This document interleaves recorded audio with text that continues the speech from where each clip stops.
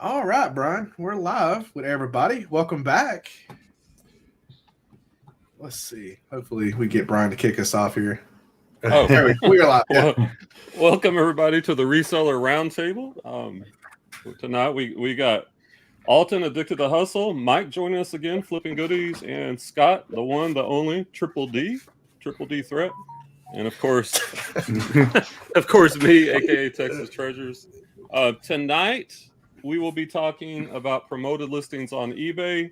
It's a topic with a lot of opinions, a lot of angles to look at, and we want to dig into the good, the bad, and the ugly. So that's what we're talking about tonight. Mike, I think you came up with a topic tonight. So do you want to start us off with your first thoughts? Okay, well, my first thoughts on promoted listings would be, where does the suggested end? So if they're suggesting, let's say, we'll just take one category. Let's say they're doing 10%. Most people you hear online talk about, I'll do suggested +1, I'll do suggested +2. Well, that rolling number is always going to go up on suggested if everybody's above it, because they're going to take the average out. So that number is going to continue to go higher. So next month it might be 10.5, let's say. And as that number keeps continuing to go higher and higher, you're losing profit every time that cycles through. Right. So where does that number actually end? Well, I think maybe for some of our viewers, because what I'm realizing, at least on my YouTube channel, is I get a lot of brand new eBay sellers. So let's set the table exactly. Actually, what is promoted listings? Promoted listings is a tool that eBay gives us that allows us to pay a percentage, and you can choose that percentage. And theoretically, the higher the percentage, the more likely your item is going to be featured in search, higher in the search. But promoted listings by itself is not a guarantee that your item will show up. Like I was talking before the show, when I went into clothing full time, about this time last year, well, I guess in January last year, I was trying to take shortcuts because I knew volume was the key, because clothing is typically lower profit margin. So I used Hammock, I used Sellhound, and then eventually I had my own VA. But the problem was I wasn't an expert in listing clothing. So I was trying to take a responsibility and give it to a third party.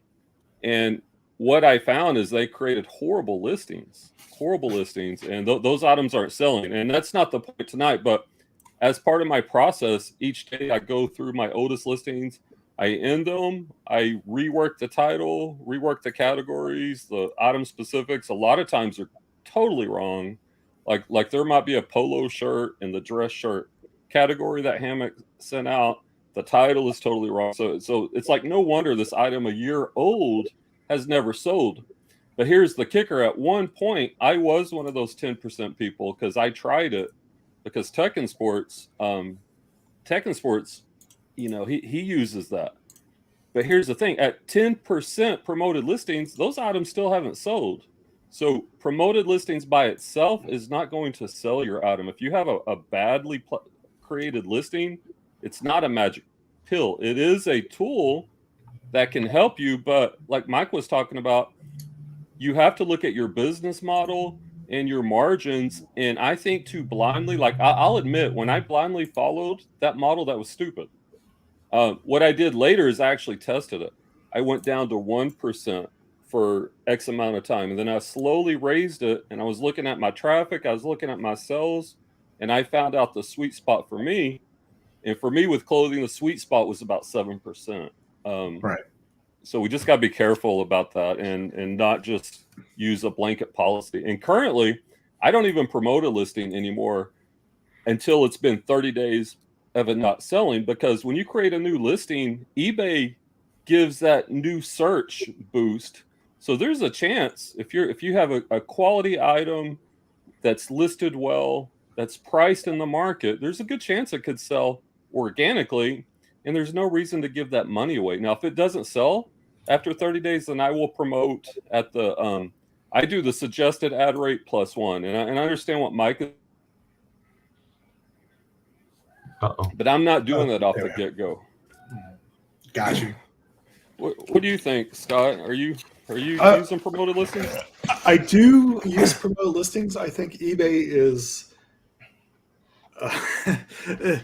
like other platforms. They give you a percentage. Like, hey, do you want to promote this for 5%, and we'll give you a boost in your listings. Or if you do this, we'll do this. And eBay is just a blanket. You could do whatever you want. I guess you could promote up to 75, 80, 90%. If you wanted to promote it up that high and lose money on it. I don't know what your profit margins would be, but Zero, exactly. but you could do that, right? You could, to see if it would sell. I guess if you really want that to sell that bad. But I think eBay is looking out for eBay when it does promoted listings.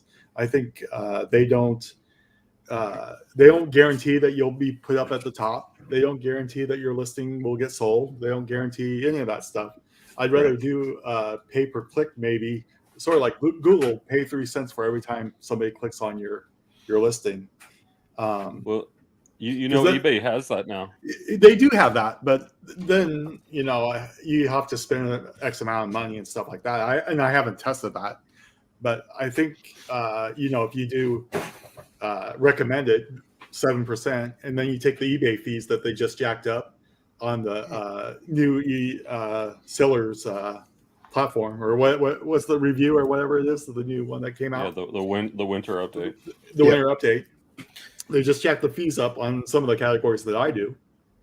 So I'm looking at 21% plus the, or 14, 15% plus the 7%, and then plus the PayPal fee, plus this, plus that, plus the, and it just seems like they're gouging you every time you turn around and list on eBay. Now, I haven't been having great sales on eBay.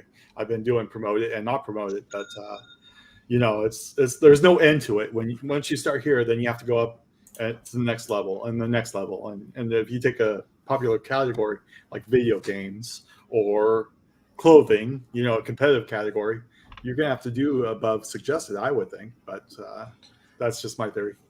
Now, for me, as someone who rarely does as much eBay, I mean, I've been following Brian. Hey, like if it's more than 30 days old or within that range, I'll throw up a little bit here and there, but my margin is pennies on the dollar compared to what most people's acquisition of that good is.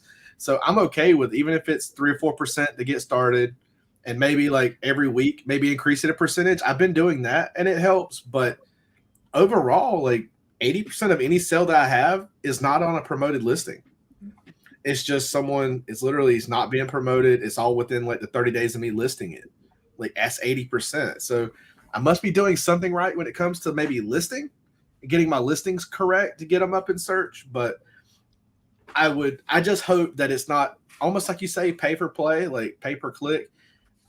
If you're having to spend that kind of percentage as a cost of acquisition for a customer, at what point are we going to be spending our profits and there'll be less sellers? Because if it gets too high, some of these categories hit that 20%, you're just there's no margin. After you consider taxes, which we all should be doing taxes regardless. I don't care if you're getting reported or not. So that's a whole other topic for another day. So 600 limit, yeah. So that one alone is worrisome enough that you got to, hey, are you doing your taxes? You should be. Now you got to worry about, should I cost another, 15% just so I can make a sale?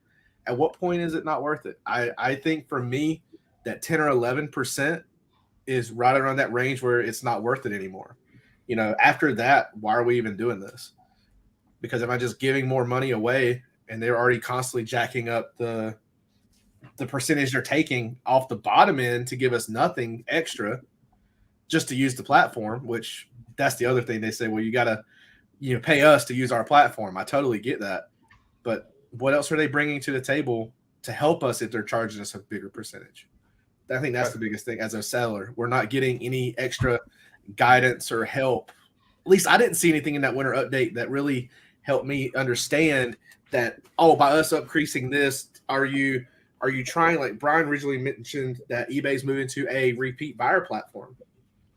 Yeah, now, is that supposed to help us in that aspect? Is that what they're thinking about? Is the things they're promoting? Like, I guess maybe if we had more insight of what truly the percentage rate and maybe promoted, how they work together, how, outside of, hey, like, we're going to put it in front of XYZ, that's no guarantee. I mean, nothing's a guarantee, but maybe help us understand more of the rate increase to help us make a better adjustment for our promoteds, because I can't afford to go 20% on a category and still do 11% on promoted. I can't give away 30 something percent. It makes no sense. So I don't know. Like, it's just a lot there. I feel like this is a topic we could beat around the bush all day. You know, well, they you know, and this topic can easily, you know, go 100 different ways and bleed into other different topics. But like a feature that eBay just put out is the ability to send coupons to previous buyers in bulk. I just did this the other day. I sent out, I think, over 5,000 coupons with one click of the button. So eBay is definitely, and we'll have to see how this works, but they're also, like, when people, most shoppers are on their phone, and when they click on your eBay store, now the first thing they see instead of eBay is they see your store banner and they see your feedback at the top. Another thing they're bringing out on the winter update is if you have too many defects, if you're in that like items not as described, and I did a video on this where they hit you with that 5% penalty if you're in the very high range. right. And by the way, there's ways when people falsely claim that you can counter that and you can get around that. But so you get hit with that 5% fee if you have too many items not as described. Now they're going to also add another 1% fee on top of that. So now you're getting hit with 6%. I think what they're trying to do, and this is just inferring, but I think eBay is trying to raise the quality of the sellers and promote them and people that are niching down and growing their business versus, let's be honest, there's a lot of buyers out there. Like, every day I study solds in my niche, trying to figure out new things that I can source that maybe I don't know of. And when I'm looking at the quality of the listings, the no returns, the poor titles, like I bought a pair of shoes myself on eBay and they didn't have insoles, and the guy didn't have a picture of the insoles, which he should have, and then he didn't include it in the description. So I messaged him, I'm like, hey, there's no insoles on here. How do you want to handle this? Like, you know, give me a refund. I'll go buy a pair of insoles. But he just put up a brick wall. He's like, no, you know, that's just the way it is. And that's a horrible seller. And so I contacted eBay, and of course they took care of me. But eBay doesn't want those type of sellers, because I think the reputation of eBay, especially among the younger generation, and if you look at all these platforms, Whatnot, Poshmark, Depop, Grail, they're everywhere. I think eBay is realizing that, hey, we need to raise the quality of our platform so people have more confidence. And one of the ways they can do that is by having better sellers, and building that trust with the buyers. So I think all that's kind of coming into play. Yeah, but what happens when, let's say, a below standard seller promotes his item at 20? I have the same item, I'm only promoting at, let's say, 3, and I'm top rated. Well, there's a lot of factors, like what's the pricing. It's not just like eBay's just not going to put the, let's say, equal across the board pricing. All right, let's do this here. I'm going to share my screen also. Right. Let's test it out, because I know promoted listings is just one factor that the algorithm looks at. It's not the only one. I don't think if you're in eBay jail, I don't think they allow you to promote. All right, you're on screen. All right, so what do we want to look at? Let's look at shoes. Yeah. I mean, pick a pair of shoes, pick something. Let's look at it as an outside looking in. Let's look into a promoted versus non-promoted and see where they stack up. All right, so I just typed in Allen Edmonds shoes, and let's look at the search. There's 11,000 results. This one is sponsored. The top 4 are all sponsored, right? Right. So we have Allen Edmonds, Wharton Derby, price $29.99. Well, I can tell you, well, the shipping's too high, but that price is a low price. So are they number one because of sponsored or price or both? I would guess it's probably a little bit of both. This one, that's not a good picture. $49.99 plus $12.80, $87 plus $49, and then you have the next row. You have an auction that's a low priced item. This one's very highly priced. It's brand new. There's another auction. So it looks like the second row are auctions that are low priced, but yet you have a very highly priced new one. And then you got a lot of auctions in here. So it's hard to figure out like what is the algorithm doing? Like how do they Well, how do auctions they always rank high for some reason. and then we Auctions look at up in there. we look at sold. Does the sponsored showed up on the sold listings? Well, I guess while he's looking at that, I would think that auctions inherently could technically or should show up higher in your search result because they have a shorter lifespan of potential.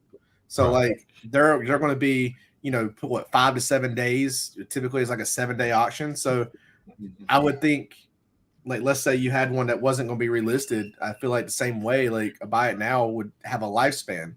So you have less time for that availability to be up there. So they're going to try to push it as much as possible so they can make their money as well because you just created an auction. Right. So And here's another insight. Like I'm looking at the solds, right? Mhm. That's a better picture versus like a lot of those on that first row, they were promoting, but they didn't even take good pictures. That's a pretty good picture. That's a good picture. Decent, good, decent. Like these are at least in a picture tells 1,000 words, right? Look at those pictures versus the ones that are for sale. I mean, it switched the view on me. That's a really good price. I think that's why it's sponsored and it's a good price. Like that's a horrible first picture. These are not good pictures. This overhead view. So I don't know. I don't know how you figure out exactly how they're ranking these. I mean, obviously promoted is obviously a big factor because 1, 2, 3, the first 4 are all sponsored. But does that guarantee that they will sell? Not necessarily. I think you'd want to be on the first page for sure. And then, you know, if you're looking for a pair of shoes, you're going to narrow it down, right? Maybe you're looking for a size 11, and then that changes it. There's Okay. another auction. Yeah, the auctions are definitely, and that's a really good listing with a good picture. So I don't know. I don't think I proved anything on here. I would just say, I think there's a lot of factors, and promoted listings is definitely one of those, but I don't think it's the only factor there. When you list new, also, like when you do a new listing, you shouldn't promote because you automatically push to that first page for 24 hours or whatever until you get pushed back off. But so it's, you know, just in case something sells quick, why pay the extra money? You're going to be there anyway. right. I think that's the whole thing with Brian with that new, when you list something for X amount of time, he give it 30 days. But I mean, you know, like the first few days, you're automatically going to be there. So what you, like you said, why pay extra to do the exact same thing until you need it? So I like promoted listings, but I think they can be very dangerous to your bottom dollar if you're not paying attention to the category. So, because I know some people like promote straight across the board, and I'm like, no, don't do that. Like, Like I spent some time, and I think this is what everybody needs to do. You need to look at your category. You need to look at your cost of goods. You need to look at your goals, your listing, your daily listing goals. You need to look at all this. Like, what are you trying to achieve? And then you need to come up with a strategy because you have promoted listings, you have coupons, you have markdown sales. You could do an auction. You've got lots of tools available. So I spent some time thinking about it, and this is my current strategy: is I list it at market or actually slightly above market because I think my pictures are better than the average person. I know my titles are better. my item specifics, all these are better than the average seller. A lot of these sellers are not very good. And so I price it there, and I do accept offers, and I leave it for 30 days. On the first of the month, anything that has not, this is what I do on the first of each month. Anything that's 30 a month or older, I go ahead and promote it. Like I said, I do the suggested +1, trying to get that small advantage, because I think most people are just going to do the suggested. So I want that small advantage, but I'm never raising it again. Anything that's been in my inventory for 60 days, so it didn't sell for 30 days, it didn't sell with the next 30 days with promoted listings, I now mark it down at 10%. And then the next month it goes 20, all the way out at 6 months or older, it's a 50% markdown sale. So if you look at my store right now, you have different tiers. You have 50% markdown sale with promoted listing. That's items that are 180 days or older. You'll have groups of items that are at 40%, 30, 20, 10, not on sale but promoted, and not promoted or not on sale. And the thought is, over time, if I give it a chance to sell at maximum value, and then it drops a little bit, and at 180 days I should find the sweet spot. At some point it should sell, and if it doesn't sell at that point, one other thing I do as part of my daily routine is I look at my 10 oldest listings, I end them, I rework them, and usually it was a bad listing that was created a long time ago by Hammock, Sellhound, or a VA, and then I reprice it, restructure the title, and do all that, and create a new listing. So I think you have, versus like Alton, you're talking about that blanket. I think the blanket's lazy, and I think you're wasting money. I think you really need to put some thought into what you're doing and figure out a model that's going to work for you. Right. That's perfect. Well, guys, this was a quick topic. Like, it was. Like, man, like Mike comes up with a great topic, and it's just like, wow, that went by fast. Sure. There's a ton of variables. I mean, you can talk about it forever, but I mean, it's really, right. Like Brian says, it's really based on your business. I mean, when push comes to shove, what you want to do. Exactly. You know, And like, how much you want to make on each item. Absolutely. That was like kind of like, think about it, like in the process, I unfortunately had a return, and man, I'm telling you, this buyer, like, it was the worst. Just be front with me. Like, if let's say it don't work, don't lie to me. If you say, hey, this thing smelled like castor oil, brand new bag, by the way, hiking bag, and you know, some of those old them plasticky bags have a weird smell when they come off of being made, or whatever that fabric is, and they're trying to tell me it smelled like some kind of oil, and that the straps and stuff were burnt, like literally had someone took a lighter to them. They're like all burnt to pieces. I'm like, okay, send it back. I'm not going to sit there and just give you a refund. So next thing I know, they send it back to me. The bag's in perfect condition. Perfect. So I was like, you know what? I'm going to give you your refund, but also just like I went and got in touch with eBay, was reporting the buyer going, look, this is not the appropriate way to handle this. This is not an item not as described. Like this, I perfectly listed this item and it sold. I even sent them an offer and they did this. I sent an offer. It wasn't just a buy or they sent a best offer. No, I sent out a best offer and they bought it. And I'm like, so you're telling me you're trying to rip me off after I gave you a deal? Like, and that's all they were trying to do. They were trying to get something for free and keep the item because they didn't want to return it at first. I was like, well, if you can't return the item, well, I'm gonna offer you a free return, which is what we should do anyway. It's only a small percentage of our return. You know, it's our business is a small percentage is returns.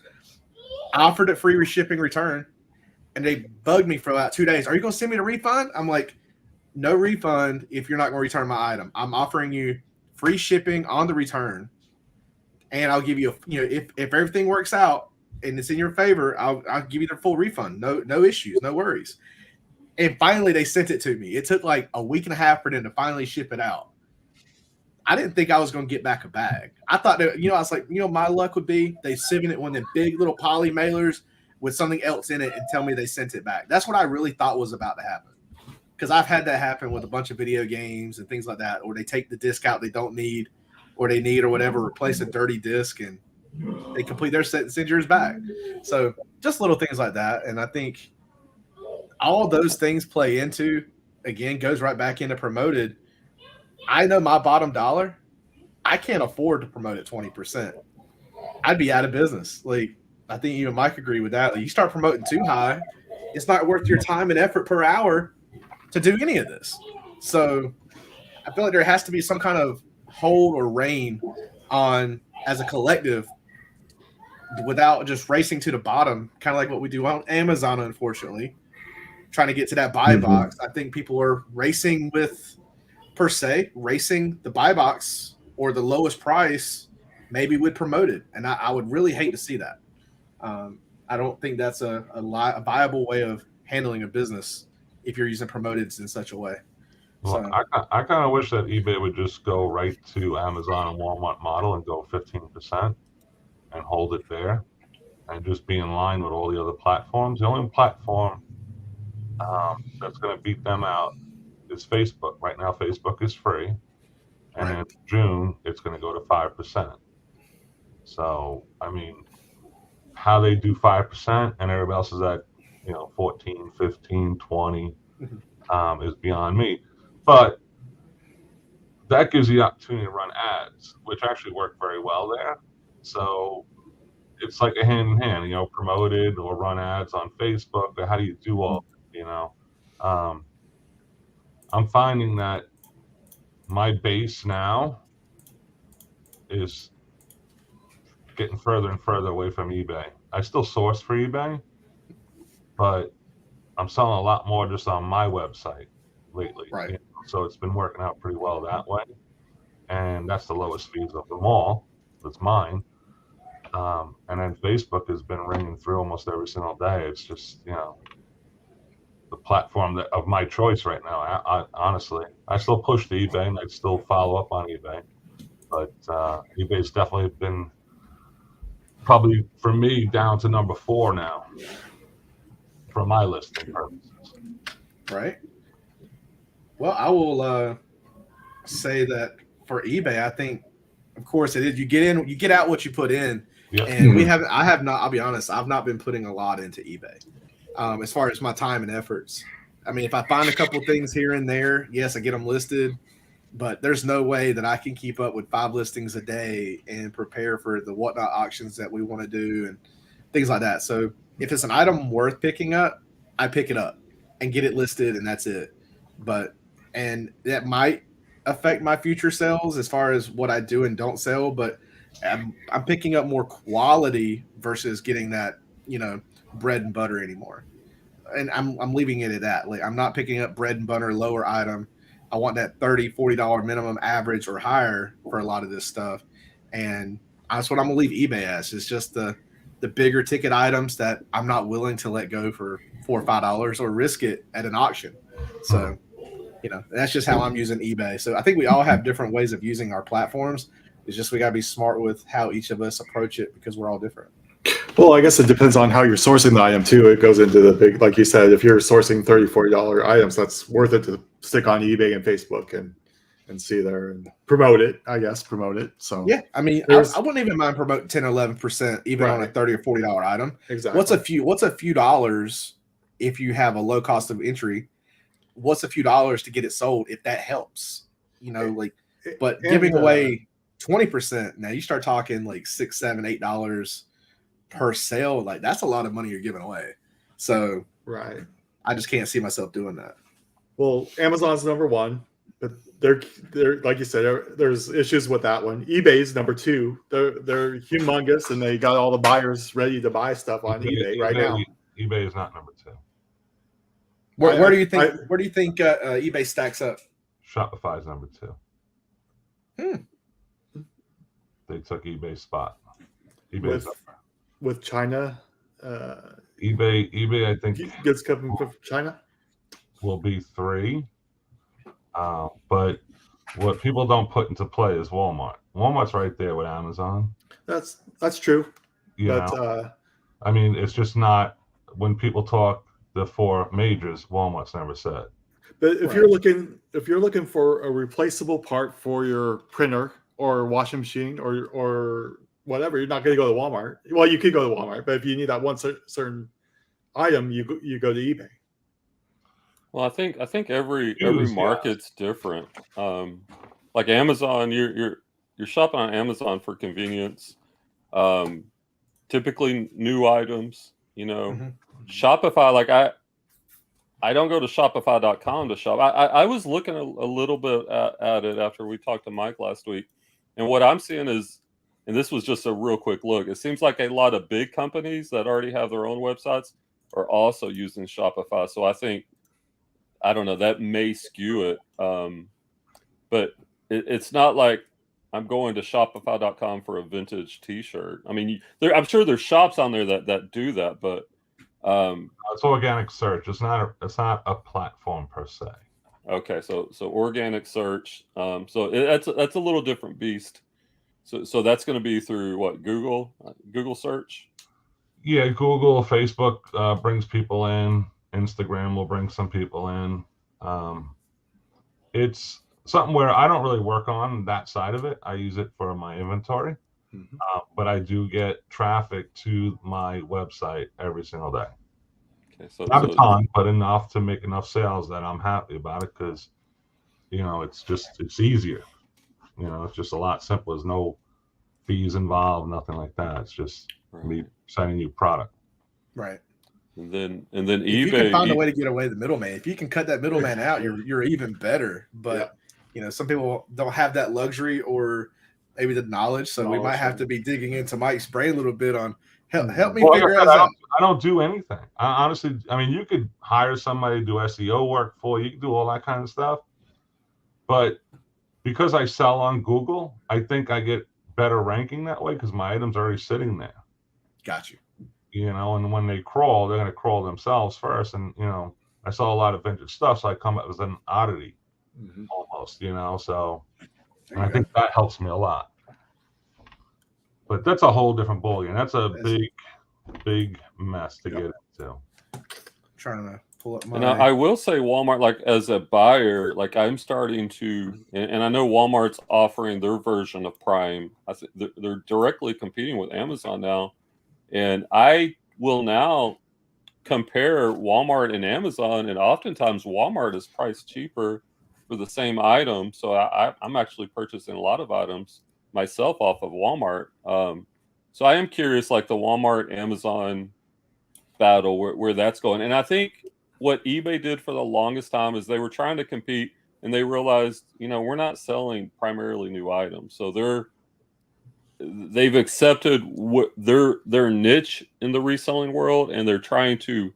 Their CEO came from Walmart, so this is a guy that understands all that, and what he is focusing on is the branding of the stores and driving repeat buyers back to quality stores. So I think if you want to be on eBay, you need to realize that. And if you're an everything store, that's going to be hard to do. And if you're not listing daily, because listing daily is, right or wrong, which I don't think a lot of us like it.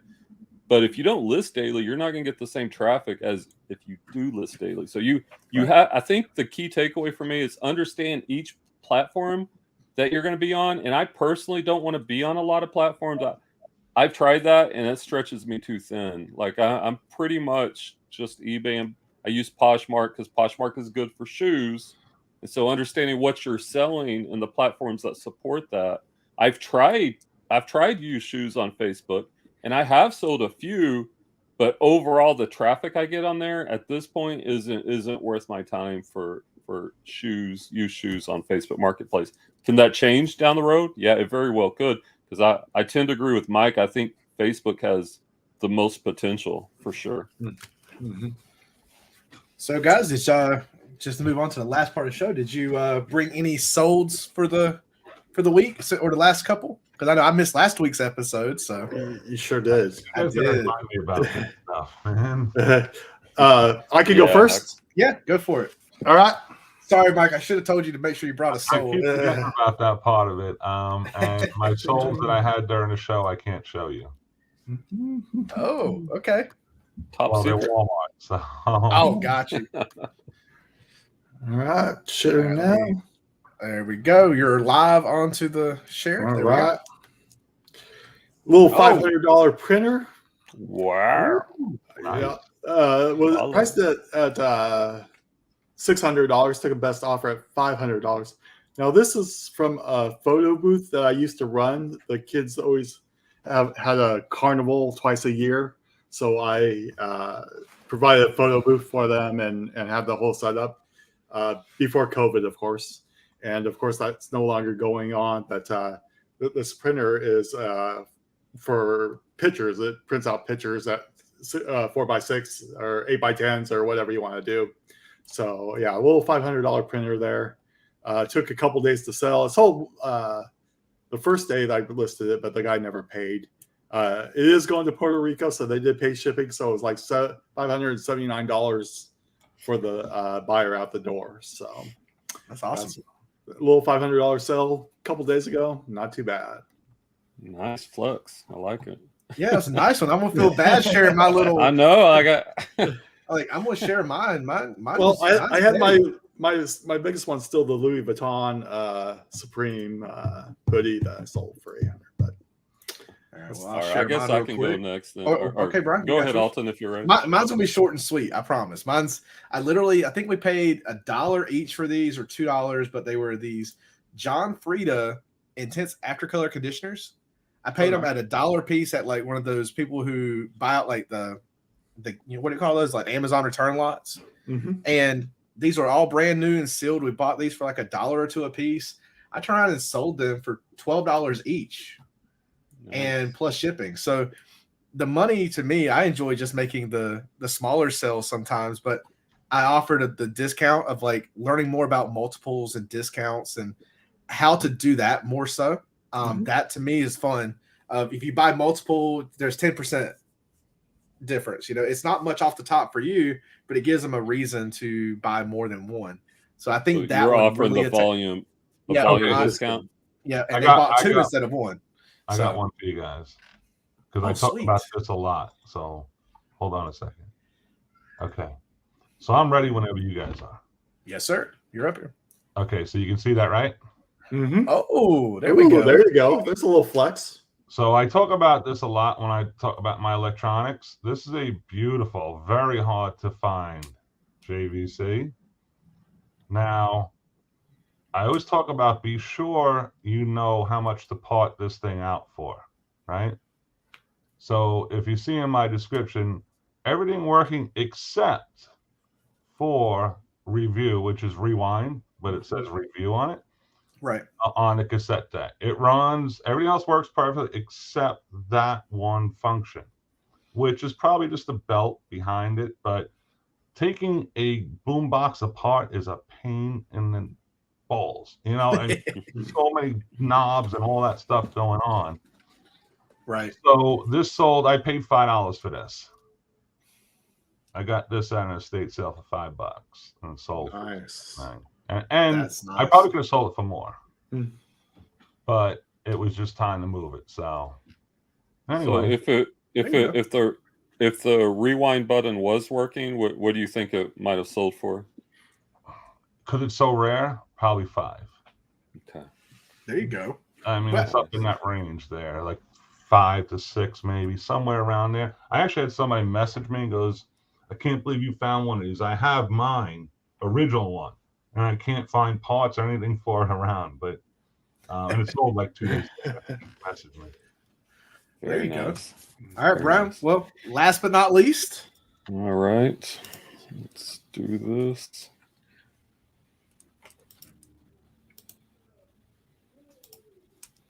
All right, let's add yours over.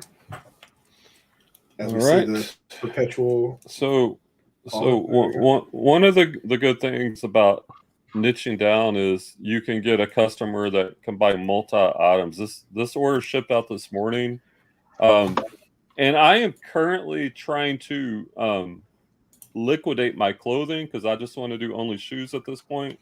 And so I took less, but he ordered 12 like Western shirts, and so he paid 179 bucks. I don't know. He probably averaged 13, 14 bucks a piece. Plus paid like 60 bucks on shipping. I think it shipped for 20. So all in, he paid $231. But this is probably a customer that's going to come back to my store. This is what I was talking about earlier. This is what eBay is encouraging us to do. If I'm an everything store, they're not going to be able to go to one place and buy 12 shirts. Right. Tech and sports is he's the master of this with 30 something thousand listings. I think he's at like 35,000 listings, I believe. He gets multi-quantity orders up to like 100 items a day from one buyer, and he has repeat customers that buy from him each month. So his sell-through rate is going to be higher than someone who's an everything seller, because you're getting the traffic that eBay is pushing you. Plus, you have a group of buyers who follow your store who are going to come back to you, not through traffic, but just on their own. And so I think if you want to scale and grow a substantial business on eBay, then you need to niche down. And like with all these fees we've been talking about, the antidote to that is to sell more items. Look at Walmart. We're talking about Walmart. Walmart isn't selling Louis Vuitton. They're selling a lot of low volume items, but nobody sells more than Walmart does, and so they make the most. And so just kind of keeping that in mind, I think can be valuable and is a good way to go, in my opinion. So how much was the total for that order? $231. Oh, and I think like on all those shirts, I have a supplier. I get those for $3 each. So I guess my cost of goods was 36 on that. Nice. There you go. So pretty good flip. Yeah, that's great flip. Awesome. Especially on just one order. Like, Yep. So I'm liking that part. That's why, like, I think sourcing, I'm being more meticulous and picky about what I source for eBay.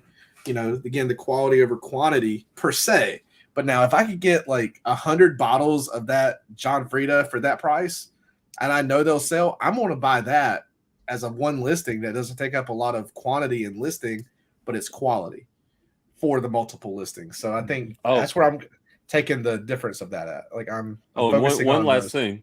Let me add real quick. I'm sorry to interrupt you, Alton. You're good. This guy was someone I sent off when I sent out those 5,000 coupons to my repeat buyers. He got it. By the way, he messaged me, thanks for the coupon, and he bought 12 shirts. So there are some. I agree. I don't think eBay. I think eBay's trying to do a lot of fees. Like they're not trying to grow the number of buyers per se, and they are kind of nickel and diming us to death. But at the same time, they are offering some things. If we tune in to what they're doing and we sync our business models up to that we can grow with them. So like those coupons to repeat buyers is an example. So I just wanted to throw that in there real quick. Awesome. Right, can you walk us through that real quick? Where is that? All right, let's let do me that? find it real quick, and Mhm. I will share it with you. Yeah, that's a great one. That kind of add into piggybacking off of why your listings are promoted. Let's see a way of promoting. You know, that is a way of promoting per se, is with a coupon versus the promoted listing itself. Yeah, I guess I'll share my screen. Now, they're just rolling this out, and I don't think everyone has quite got it yet.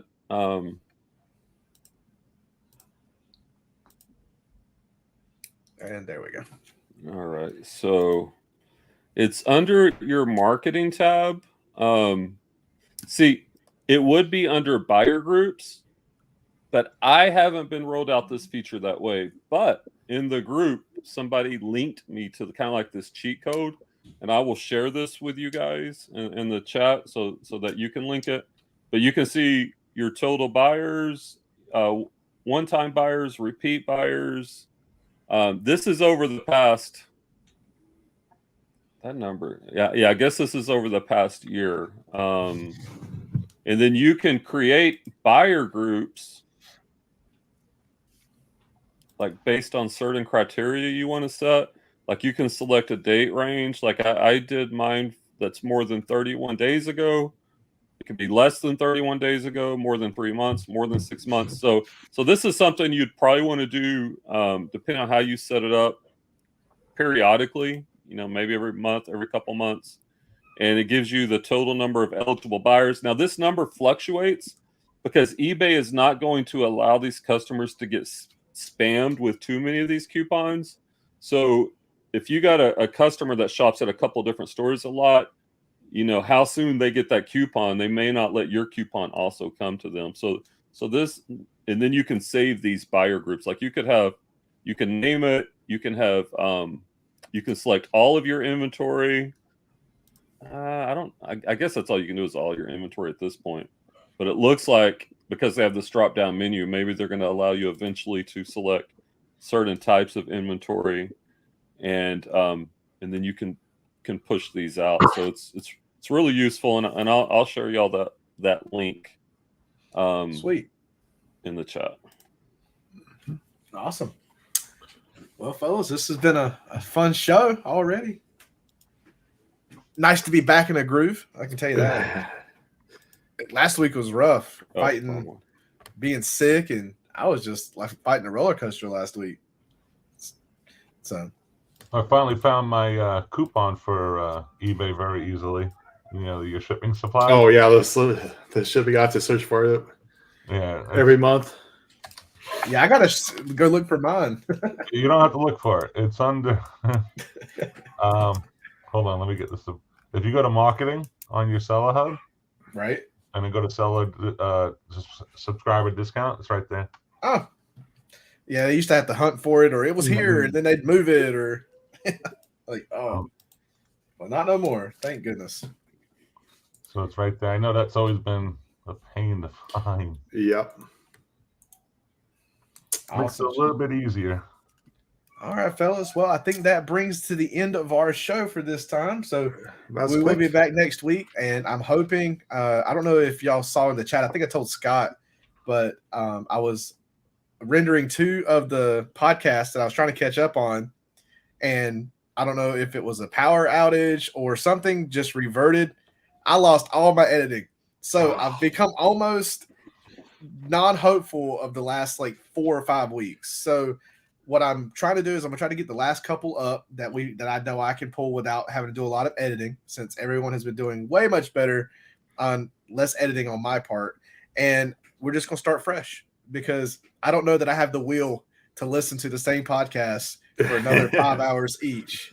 So starting with this one, we're gonna start fresh. I don't have it in me to go back. And by the way, if you're listening to the podcast, you can also find us on YouTube, the Reseller Roundtable, and you can watch all of our live streams. So if you're missing this content, you can still find us. And then, absolutely. Can you do last week's too with Mike? Yeah, I will. I will make sure that one I was going to include too. Okay. I just don't have the energy to go back to the ones that I was trying to catch up on by the end of the year to now. And I'm like, man, like it's easy to get so far behind, and then that was the last straw. Like they say, that's the straw that broke the camel's back. When I went to render it and I left it and figured I'll come back to it in a day and get it when it should be done. I come back and I'm like, where's my files? Like my original file was corrupted. My rendered file was corrupted, and I couldn't even get my microphone last week to work either. So I don't know what went on with my system, but thankfully everything's running now. Nice. We're good, but I had to bring my IT prowess out and start working on my computer and get it back to working right. So hopefully we'll be good to go. Perfect. So until then, we'll see y'all next week, next Thursday at 8:00, same time Eastern. And Spotify and everything else. So we'll see y'all later.